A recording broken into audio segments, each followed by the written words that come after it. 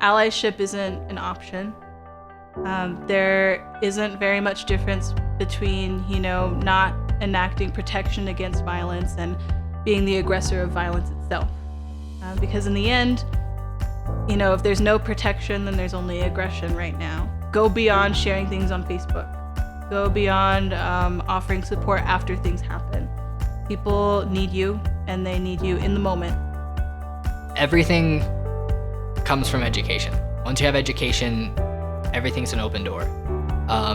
It's just one key, and it's willingness to learn. And after that, it can all be easy. The door is open. There you go. Individuals who are lesbian, gay, bisexual, transgender, queer or questioning, etc., or LGBTQ+, are often overlooked, underserved, or downright discriminated against in our society. This video is a follow-up to I Am Me, Understanding the Intersections of Gender, Sexuality, and Identity, a training video that defines the concepts of gender identity, gender expression, and sexual orientation, providing an in-depth picture of the challenges LGBTQ+ young people face and how adults can impact them positively through engaging in acts of allyship. This video, Allyship in Action, Creating a Welcoming Environment for LGBTQ+ Youth in Your Organization, explores how you can make your organization more supportive of LGBTQ+ youth and families who utilize your services. Now, more than ever, it's important that our organizations are educated and able to provide effective services that respect, support, and welcome all individuals. In this video, you'll learn how you can better serve youth and their families by conducting organizational assessments, implementing best practices and model policies, and challenging your own and others' personal biases and maintaining a constant conversation about organizational culture. Many LGBTQ+ youth are happy and thrive during their adolescent years. However, some LGBTQ+ youth are more likely than their heterosexual peers to experience difficulties in their lives, such as discrimination, harassment and bullying, violence, depression, hopelessness and suicide, substance use, and homelessness. LGBT young adults who report high levels of family rejection are 8.4 times more likely to have attempted suicide, 5.9 times more likely to experience significant depression, and 3.4 times more likely to use illegal drugs. Research shows that LGBTQ+ youth are overrepresented in the foster care system. And when we look at the juvenile justice system, we see that LGBTQ youth are represented at a rate close to 3 times higher than their percentage in the general population. Across the nation, suicide is the second leading cause of death among young people ages 10 to 24. On top of that, lesbian, gay, and bisexual youth are 4 times more likely to attempt suicide compared to their straight peers. Nearly half of young transgender people have seriously thought about taking their lives, and a quarter report having made a suicide attempt. Here in New Mexico, 8% of straight youth have attempted suicide, and 32% of lesbian, gay, and bisexual youth have attempted. This means that 1 in 3 of our lesbian, gay, and bisexual youth in New Mexico have attempted suicide. Up to 1.6 million youth experience homelessness each year. LGBTQ+ youth represent up to 40% of all young people experiencing homelessness. Considering that LGBTQ+ youth represent an estimated 7% of the total youth population, these numbers are disproportionately high. I think because most systems haven't been set up to even acknowledge LGBTQ identities, let alone make accommodations for them, LGBTQ people are coming into whatever kind of services already with an assumption that this might not be a place for us. And so to be extra welcoming and go the extra mile means that that person might stay, might not walk out the door 5 minutes before their appointment starts, might actually engage in services that are going to be impactful for their lifetimes. LGBTQ youth of color in New Mexico are some of the most underserved community that we have. And many of our young people have faced an incredible amount of discrimination, especially because there's systems involved. Their credibility is questioned often. We've had instances where young people have come to us talking about how, the support services that they've sought out haven't been welcoming, and they themselves have chosen to take themselves out of there because of that kind of environment. They would rather navigate the difficult situations that they're navigating on their own rather than stay in an environment that isn't supportive. I know for me as a youth, there wasn't a whole lot of safe places to go. It wasn't talked about. We've seen the result of that. We've seen what happens to kids that don't have somewhere to go, somewhere to feel safe, someone to talk to. And I think if we have those safe spaces, we could touch a lot more kids. I can recall a particular case where a member on their chart included a gender identity issue. And so I asked the care coordinator, who was focusing on some of those particular issues, depression, anxiety, substance use, well, how does this gender identity piece play into those particular issues? And she said, I don't know. And I said, well, why not? And she said, well, because I don't really know quite what to do with this. Her mother is always there and doesn't like when I ask things that are sort of challenging. I said, well, we've got to get to the heart of the matter here. If our member is challenged with a gender identity issue, then that's where we focus. Of course there's anxiety, of course there's depression, and substance use makes perfect sense. People will self-medicate in order to feel better about the world that they're in, or at least turn it off.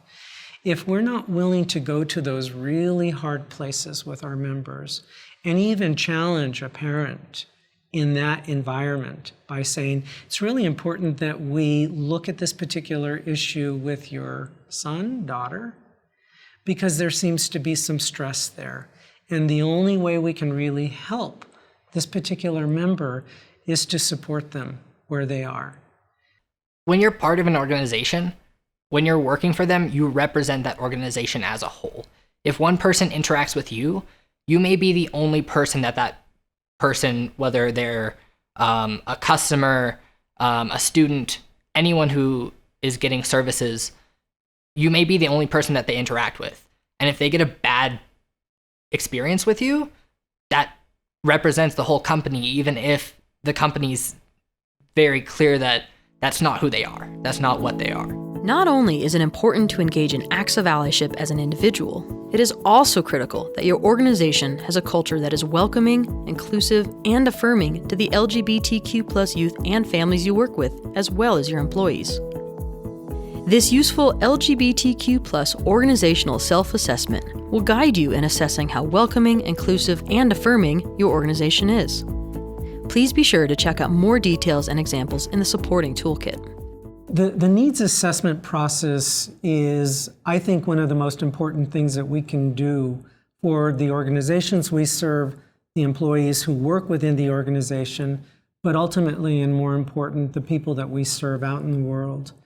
A needs assessment, a cultural needs assessment, helps us understand what we're thinking so that we can then change those thoughts through education. I mean, why leave something like community up to chance that we'll be accepting and loving and nurturing just because that's how human nature is? In fact, we have to teach these things, and cultural needs assessments will help us get there. I think, when we talk about organizational culture, there are certainly things that come from how we would say the top down, right? That when someone who's in charge of a facility or an office believes in this type of diversity and inclusion, it absolutely affects the entire facility. It affects everyone within the facility. And the truth is also that each individual within a facility like that has a lot of power to make people feel welcome and comfortable and to help create that culture as a group. And that when each person sort of takes that responsibility, it's much stronger even than just having a leader at the top who believes in this idea. When we see each individual person within a culture take responsibility and take ownership of making sure this happens, that's when we see the most profound change within an organization. Let's start with looking at the policies at your organization. For the purposes of this video, when we say organization, we are referring to agencies, divisions, departments, schools, foster homes, and facilities such as treatment, detention, shelters, or medical. Do your organizational policies for clients on harassment and discrimination include protections for sexual orientation, gender identity, and gender expression? Do your policies for employees also include this? Do you affirm clients' and employees' gender identity by allowing and supporting them to use the facilities that correspond to their gender identity? This may include restrooms, locker rooms, and living accommodations. For employees, are same-gender partners covered in benefits, such as healthcare? Do your parental leave policies cover non-birth and adoptive parents? We're fortunate in the state of New Mexico to have a Human Rights Act that is inclusive of sexual orientation, gender identity, and then through the definition of gender identity, gender expression is covered.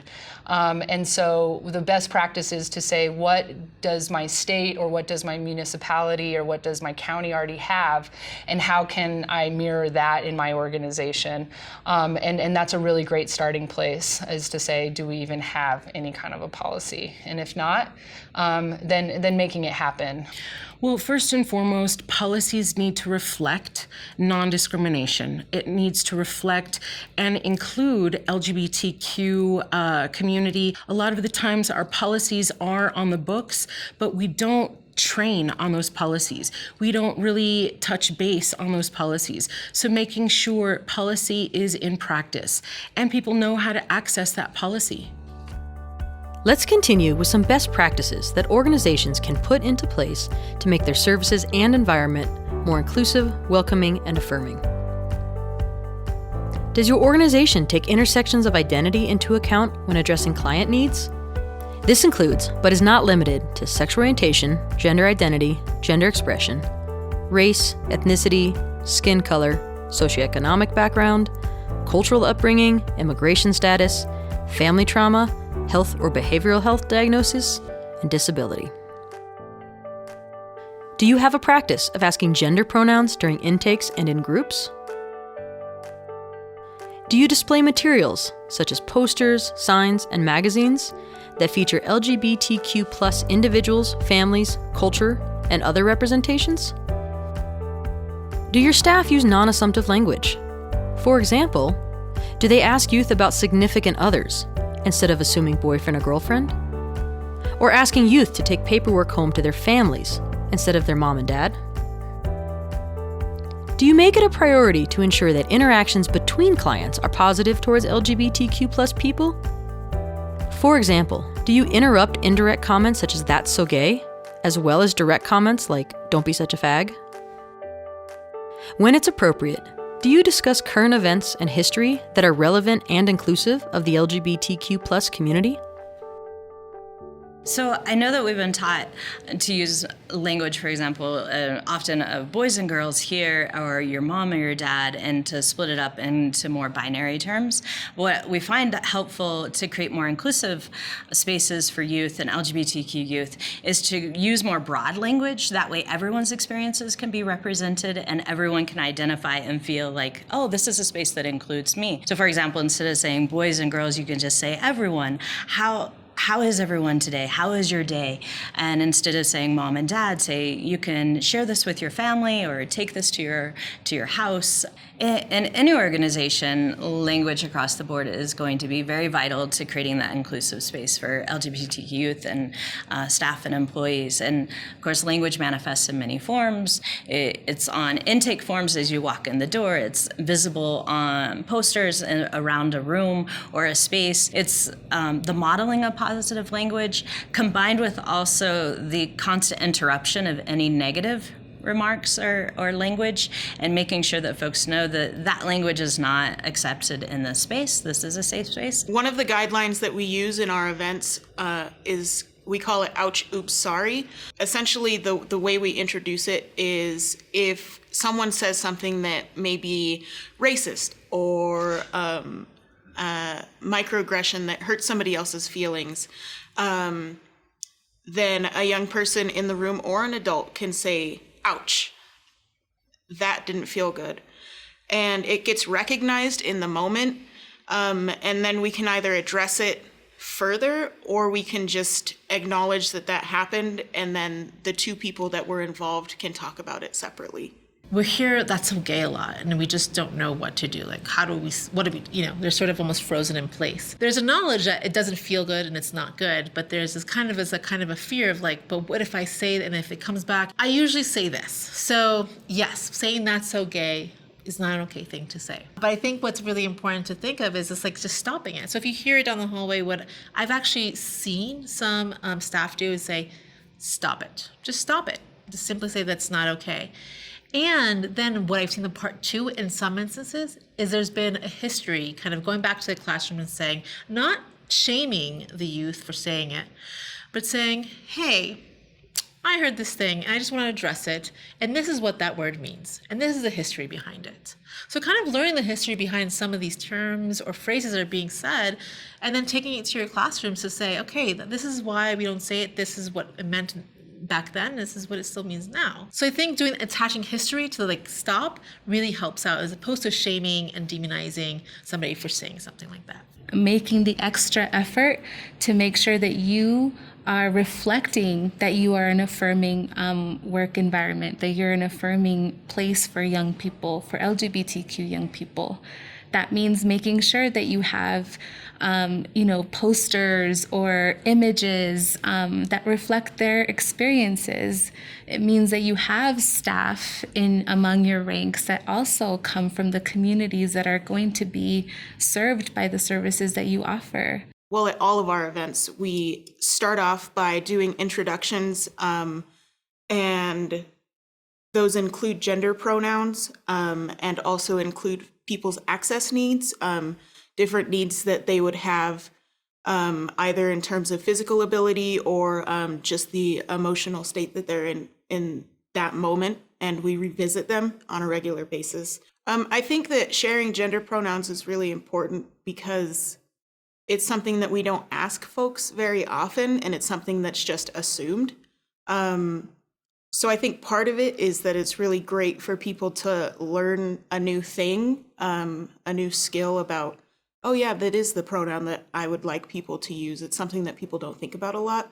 But also it opens space for people to, come out and say, no, I actually would like you to use this pronoun for me. I know you've been using she, her, but I'd actually rather you use he, him right now.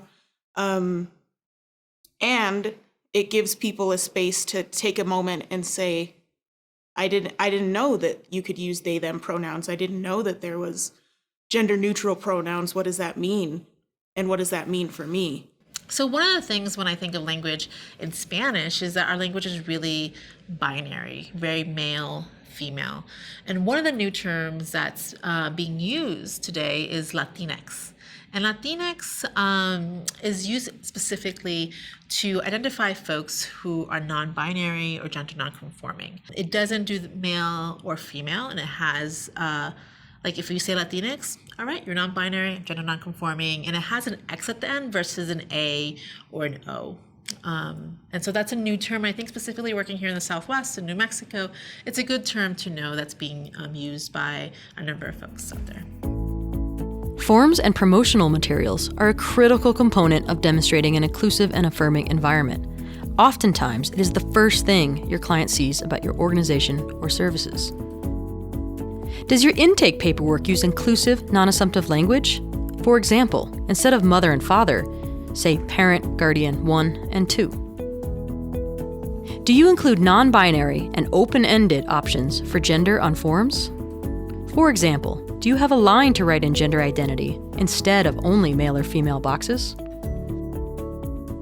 Does your informational and marketing materials, such as your flyers, brochures, website, and social media, include representations that would indicate a welcoming environment for LGBTQ+ young people?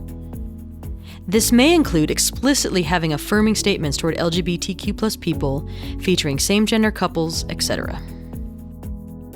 Very small things like rainbow stickers. Most people coming into an office setting wouldn't even notice that there was a rainbow sticker on the window somewhere. But for us, we're able to pick those things out really easily. Even putting out the materials of partner agencies or organizations that are LGBTQ focused or youth focused can be a real confidence builder for people that are coming in. I was actually really surprised when I first came here. When I was at my school, I went to, the club drive that they have in the beginning of every semester, and I saw a table with rainbows on it, and I was like, oh, gay stuff, let's go there. And I actually found out there is an Indigenous Queers Plus group, which is super cool because, I'm a mixed individual. I'm Mexican, I'm also Indigenous, and also, white. So to have a more intersectional group that focused on LGBTQ plus and like Two-Spirit issues was really fascinating to me. Going over things like, what does LGBTQ mean? What does the plus mean? How do we exist together? And this was actually, the first time that I had heard, a talk on the difference between Western ideals on gender and expression compared to those of, a lot of traditional Indigenous communities. To mirror those values that we are talking about, all of our paperwork has to mirror the value, right? So it's not just a conversation, it's on the intake, it's asking more than what is your sex, male or female. So we want to make young people feel comfortable. And so, okay, what is your sex assigned at birth? What is your gender identity? What is your sexual orientation? And a myriad options, like not just LGBT. It's pansexual, it's queer. We'll even have a line. You want to write it in? Sounds great. Tell us who you are, and we'll listen. So this year is my first year running a independent living youth conference. And in reviewing the registration form that had been used in the past, it said very clearly, male, female, this will be used for room assignments. I was not happy with that. I felt that it did not include, all the other non-binary genders that are out there.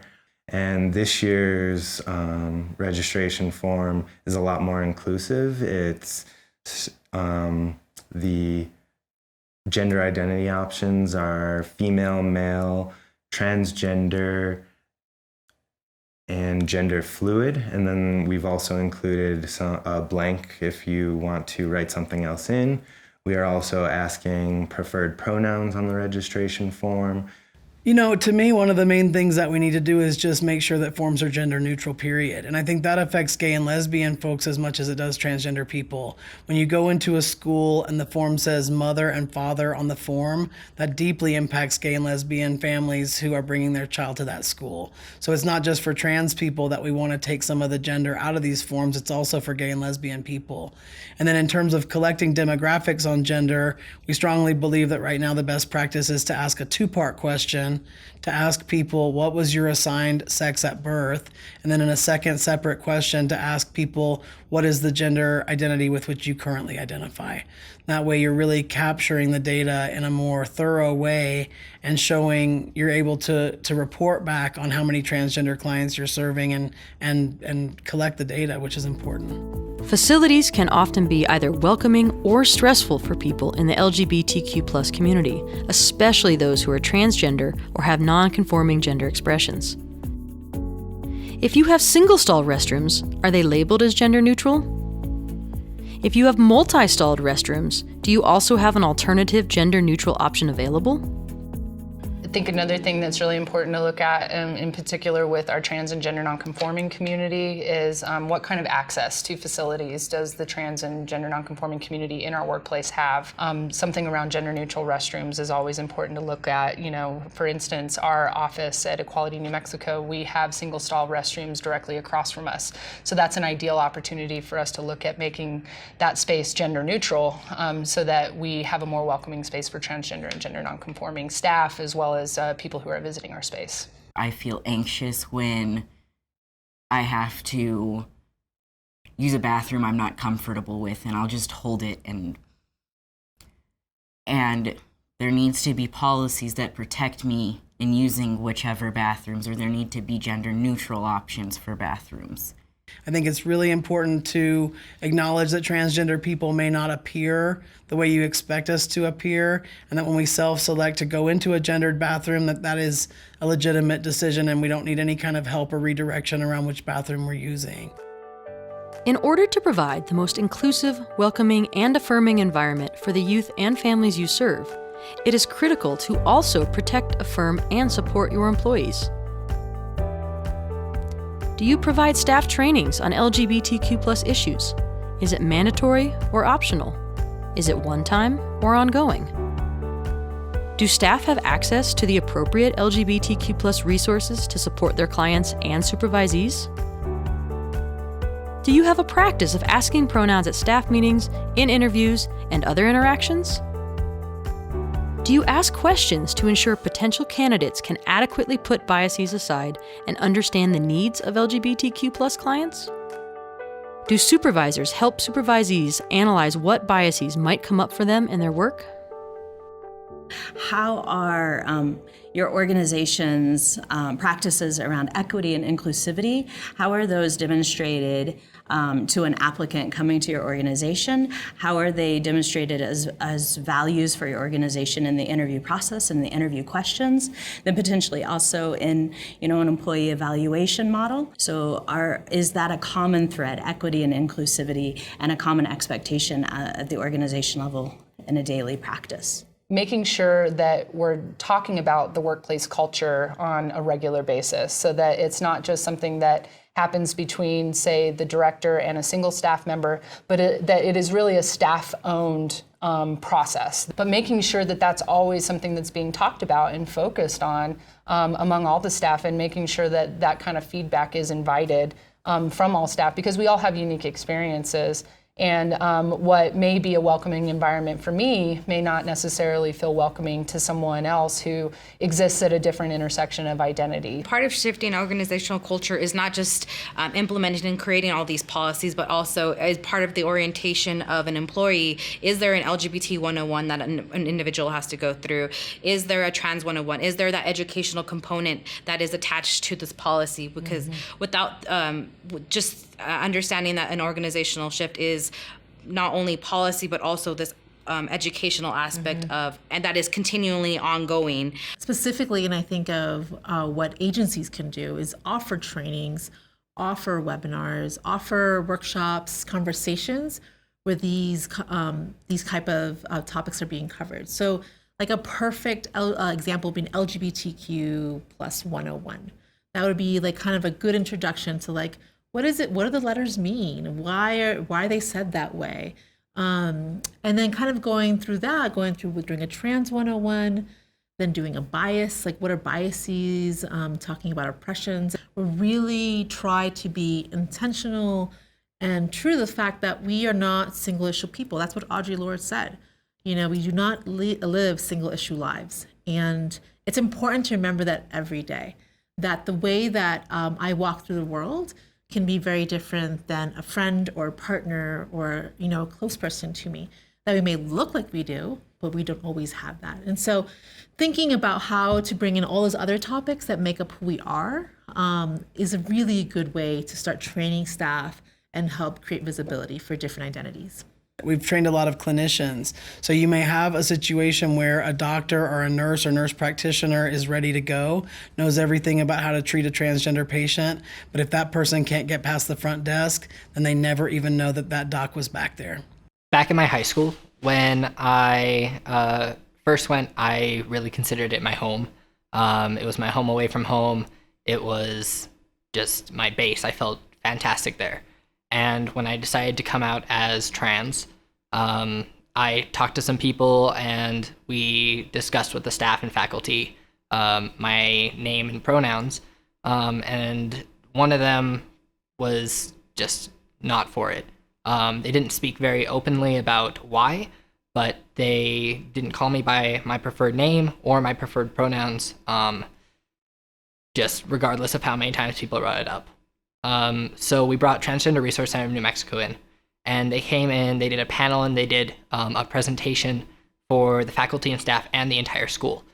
And after that, and after some persuasion, people came around, and not only did that person come around to starting to call me by Sawyer and he, him, his, but everyone else just kind of opened up even more. It not only brought education, but interest, and they wanted to know what they can do to help, to be supportive, to be allies, to just make the school inclusive.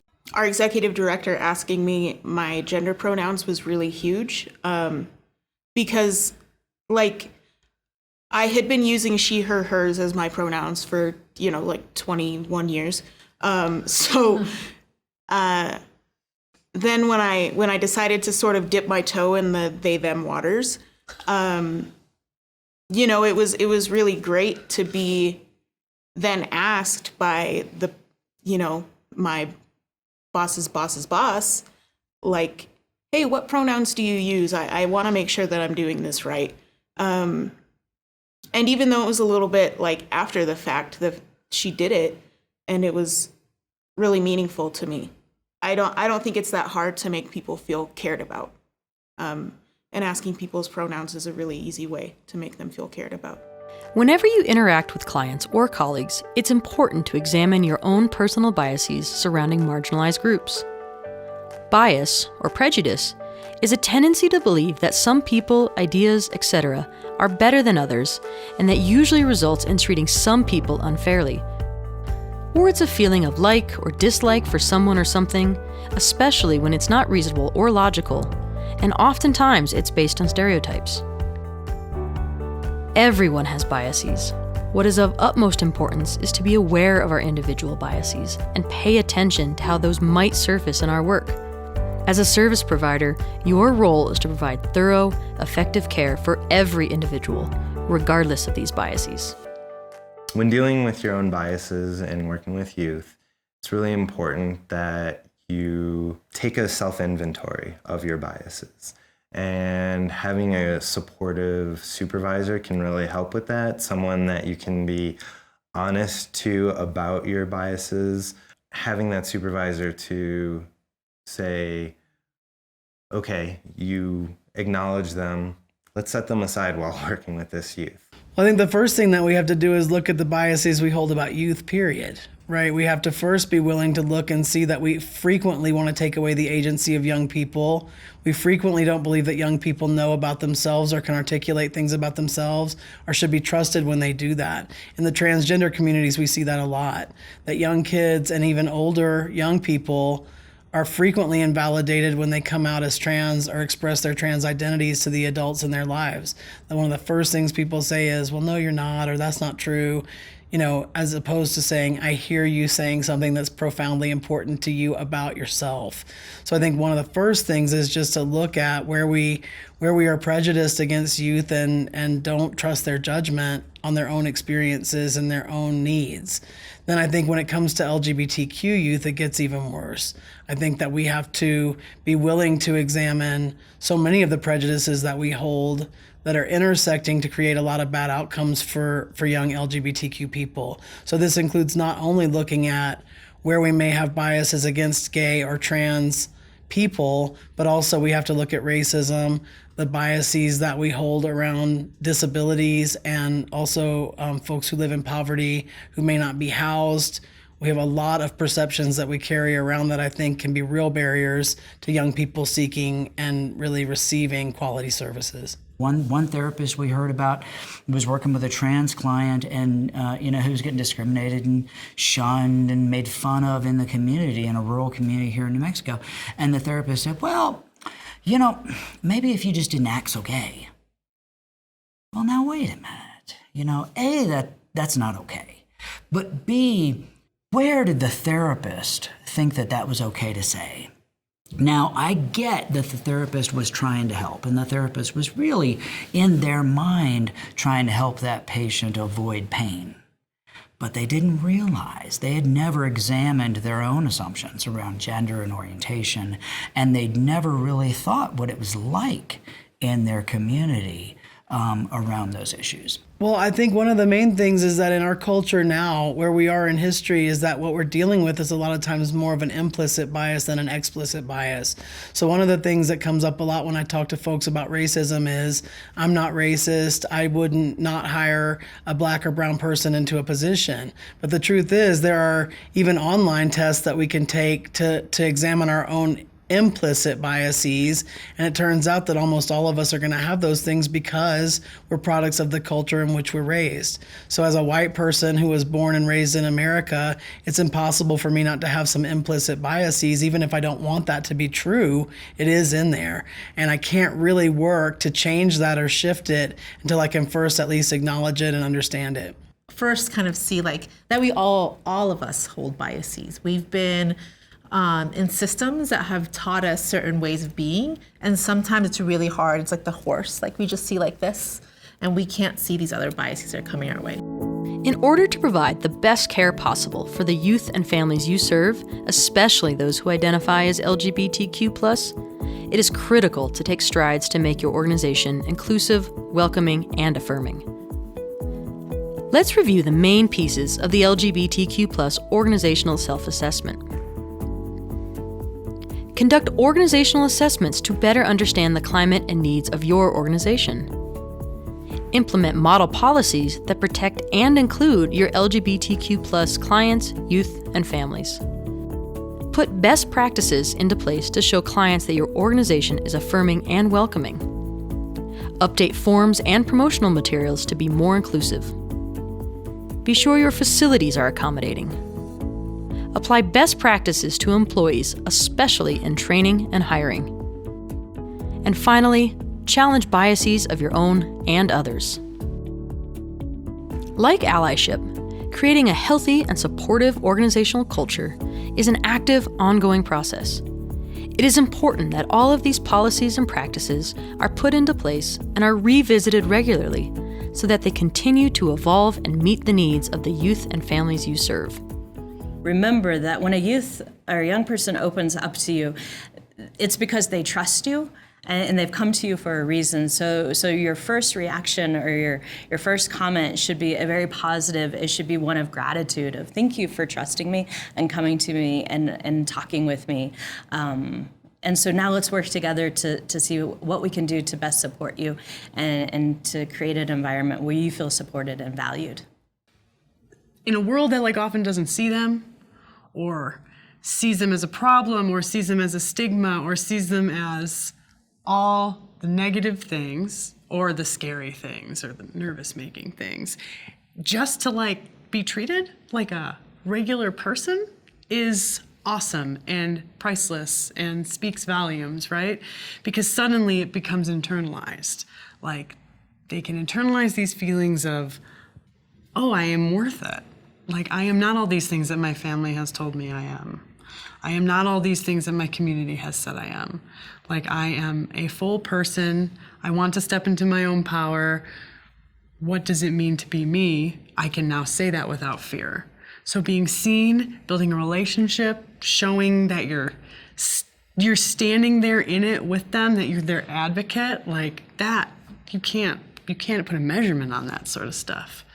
And it can be really, really powerful, I think, especially if a young person has had a coming out process that's traumatic, or a family life that is unsupportive and hateful. because it's complicated, and it's good to have people that like have your back and see you and honor you. When youth are invited and encouraged to show up as their whole selves with all of their intersecting identities, they are able to fully access the services and supports that they need. With affirming and positive support from their community, which includes providers, foster parents, school staff, and more, they feel hopeful about themselves and are empowered to make life-changing decisions that have a greater impact on themselves, their families, and their communities. To learn more about supporting LGBTQ+ youth, please visit the CYFD website, or if you'd like to see other videos and learn about upcoming trainings, call 505-827-8008.